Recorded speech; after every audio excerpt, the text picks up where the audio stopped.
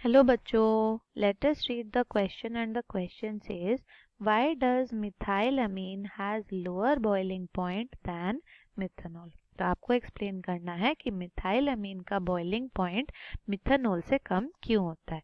तो इसको समझने से पहले हम समझ लेते हैं एक छोटे से की कंसेप्ट को। की कंसेप्ट में आपको समझना ज़रूरी है कि बॉइलिंग पॉइंट क्या है और कौन से फैक्टर्स हैं जो boiling point of an organic compound को अफेक्ट करते हैं।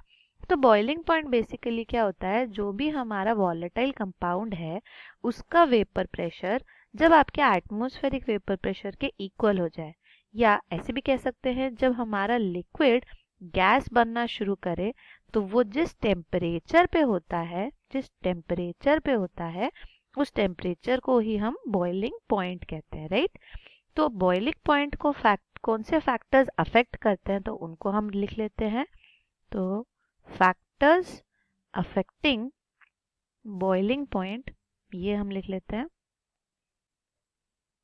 ऑलराइट, तो फर्स्ट फैक्टर जो अफेक्ट करता है वो है आपका intermolecular forces of attraction. Intermolecular forces of attraction, तो हमें पता है कि हमारे जितने भी मॉलिक्यूल्स हैं उन सबके बीच में कोई ना कोई इंटरमॉलिक्यूलर फोर्स ऑफ अट्रैक्शन होता है, या तो वैन डर वाल फोर्स या आयनिक फोर्स। तो इन सब अट्रैक्शन की वजह से वो एक दूसरे से काफ़ी क्लोज होते हैं। और हमें पता है जब लिक्विड स्टेट में होता है कोई चीज़ तो वो काफ़ी क्लोज होते हैं, वेराज जब गैस में जाते हैं तो उनका अट्रैक्शन कम होते जाता है। तो इसीलिए अगर किसी ऐसे मॉलिक्यूल में इंटरमॉलिक्यूलर फोर्स ऑफ अट्रैक्शन बहुत स्ट्रॉन्ग हो तो उसको तोड़ने के लिए हमें काफ़ी अमाउंट ऑफ टेम्परेचर देना पड़ेगा, जिसके वजह से वो लिक्विड फॉर्म से गैस फॉर्म में जा पाए। ऑलराइट, तो हम यहाँ पे कंपैरिजन एक लिख सकते हैं। इंटरमॉलिक्यूलर फोर्स सबसे स्ट्रॉन्गेस्ट होता है आयनिक में, उसके बाद होता है आपका हाइड्रोजन बॉन्ड में, फिर होता है आपका डाइपोल फोर्सेस में, डाइपोल फोर्सेस में, और सबसे वीकेस्ट होता है आपका नॉर्मल यानी वैन डर वाल फोर्स में, राइट। तो अगर आपके किसी मॉलिक्यूल में आयनिक है तो आप डेफिनेटली बोल सकते हो कि उसका बॉइलिंग पॉइंट बहुत ज़्यादा है। अगर हाइड्रोजन बॉन्ड है तो भी काफ़ी ज़्यादा है, लेकिन अगर डाइपोल फोर्स और वैन डर वाल फोर्स है देन यू कैन सी कि वो काफ़ी लेस बॉइलिंग पॉइंट पे भी लिक्विड से गैस फॉर्म में जा सकता है। ये तो था आपका फर्स्ट पॉइंट। सेकेंड फैक्टर आपका जो अफेक्ट करता है वो है आपका नंबर ऑफ कार्बन्स। तो हम लिख सकते हैं boiling point increases with the increase in carbon, तो कोई भी ऑर्गेनिक कंपाउंड में कार्बन तो होंगे ही, राइट। तो अगर हमारे उसमें नंबर ऑफ कार्बन, यहाँ नंबर ऑफ कार्बन लिख देते हैं, तो अगर नंबर ऑफ कार्बन उसमें ज़्यादा होगा तो उसका मास ज़्यादा होगा, और अगर कोई चीज़ बल्की होगा तो उस बल्की चीज़ को बॉयल करने में it will take more time, इसीलिए वहाँ बॉइलिंग पॉइंट इंक्रीज हो जाता है। तो अगर आपका कार्बन नंबर ज़्यादा है तब भी आपका बॉइलिंग पॉइंट ज़्यादा है। थर्ड आपका फैक्टर है ब्रांचिंग। तो हमें पता है बॉइलिंग पॉइंट क्या है, एक सरफेस फेनोमेना है। अगर उसका सरफेस एरिया ज़्यादा होगा किसी भी लिक्विड का तब उसका बॉइलिंग पॉइंट ज़्यादा होगा, लेकिन अगर आपका लिक्विड का सरफेस एरिया कम हो जाता है देन उसका बॉइलिंग पॉइंट कम होगा। तो you can write down boiling point decreases with increase in branching।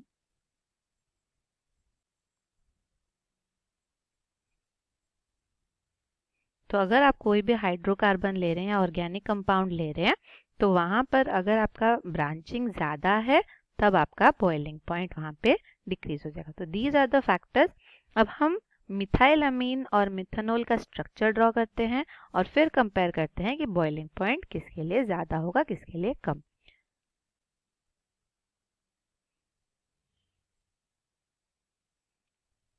तो ये है हमारा मिथाइल अमीन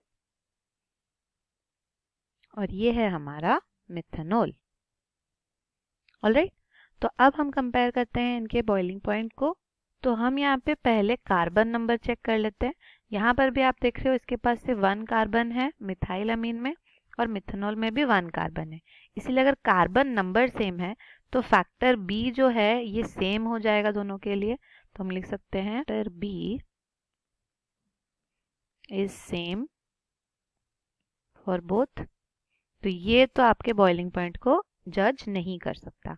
सेकेंडली, अगर आप ब्रांचिंग के बारे में देखें तो ये भी एक स्ट्रेट चेन मॉलिक्यूल है, कोई ब्रांच नहीं है, और ये भी एक स्ट्रेट चेन मॉलिक्यूल है, क्योंकि इसे एक ही कार्बन है, एक ही कार्बन में आप ज़्यादा वेरिएशन नहीं कर सकते। तो हम लिख सकते हैं factor C is also same for both. तो यहाँ आप लिख सकते हो नो ब्रांचिंग, तो कोई भी ब्रांचिंग नहीं है। तो अब कौन से फैक्टर्स इनको अफेक्ट करेंगे इनके बॉइलिंग पॉइंट को? ओनली ए वाला फैक्टर, यानी आपका जो इंटरमॉलिक्यूलर फोर्सेस है, सिर्फ वही अफेक्ट करेगा आपके बॉइलिंग पॉइंट को। तो इंटरमॉलिक्यूलर फोर्सेस क्या है दोनों में, वो चेक कर लेते हैं। मिथाइल अमीन में अगर आप देखो तो यहाँ पर भी आपके पास हाइड्रोजन बॉन्ड बन सकता है, बिकॉज नाइट्रोजन भी है और हाइड्रोजन भी है।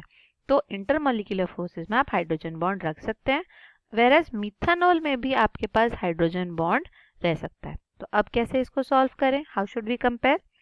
तो अगर आप ध्यान से देखोगे, जो हमारा NH का हाइड्रोजन बॉन्ड है और जो OH का हाइड्रोजन बॉन्ड है, अगर आप इनकी हाइड्रोजन बॉन्ड की स्ट्रेंथ देखो तो OH का हाइड्रोजन बॉन्ड काफी ज्यादा स्ट्रांग होता है नाइट्रोजन के हाइड्रोजन बॉन्ड से। तो यहाँ लिख सकते हैं बॉन्ड स्ट्रेंथ।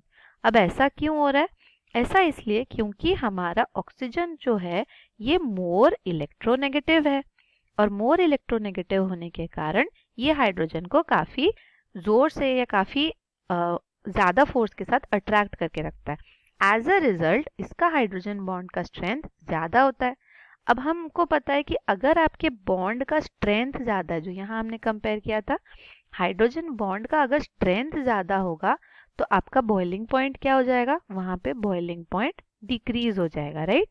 तो इसीलिए अगर आप मिथेनॉल और मिथाइल अमीन में कंपेयर करोगे तो हाइड्रोजन का बॉन्ड स्ट्रॉन्ग बनता है मिथेनॉल में, जिसके वजह से उसका बॉइलिंग पॉइंट बढ़ जाता है। एज अ रिजल्ट आप मिथाइल अमीन के लिए बोल सकते हो it has lower boiling point. तो we can write it down, since methanol यानी CH3OH has stronger hydrogen bond, it needs more temperature to boil, as compared to methyl amine यानी CH3NH2. Therefore CH3NH2 has lower boiling point. तो ये है आपका final answer. Hope you understood it well. Best of luck.